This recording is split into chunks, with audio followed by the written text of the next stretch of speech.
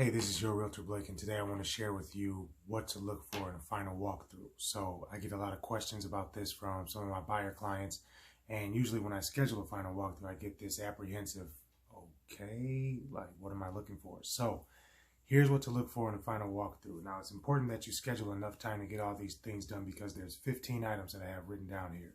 So let's get started. Number one, turn off all the lights and turn on all the lights. Make sure everything's working. Ensure that there are no light fixtures that have been removed from the property. This should be something that's written up into the purchase agreement.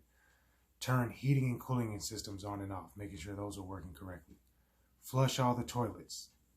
Turn on the faucets and check for any leaks in any of the faucets.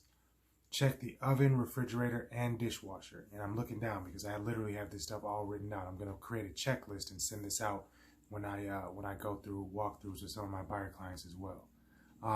Check the oven, the refrigerator, and the dishwasher as well. Make sure those are working. Test the garbage disposal. That's important, and the exhaust fan if your house has those. Check all the windows and doors, making sure there's no cracks, leaks, anything like that. Making sure the doorknobs are all good, making sure they lock, all that good stuff. Check screens and storm windows, making sure there's no rips, tears, anything like that. Check your ceiling, floors, walls for stains or damp spots, making sure there's no leaks in there. Water and houses do not mix. Trust me, I know this. Check garage door openers, making sure the garage door opener works, and if you need to program it. Look in any storage areas for anything that the previous owners have left behind. So sometimes they'll find things, you can either toss it, but just make sure you reach out to them and let them know, hey, I found this, and I think I'm going to throw it away, or do you want it? Check for any agreed upon repairs. So in your purchase agreement, if you had an addendum to that and you said, hey, I need to get carpets cleaned, there was something was broken in the house that you want to have fixed, make sure that that's done prior to closing. This final walkthrough is happening before the closing, so in case anything comes up, you can go back to the sellers and let them know. Check the exterior of the home for any cracks, damaged areas, leaks, paint damage, anything you can find. Just go ahead out there, give a quick once over of the outside of the house. Here's the key to final walkthroughs. What you're looking for is for the house to be the same as what you saw when you first viewed the home. And if you had any agreed upon repairs, making sure that those are completed by the sellers.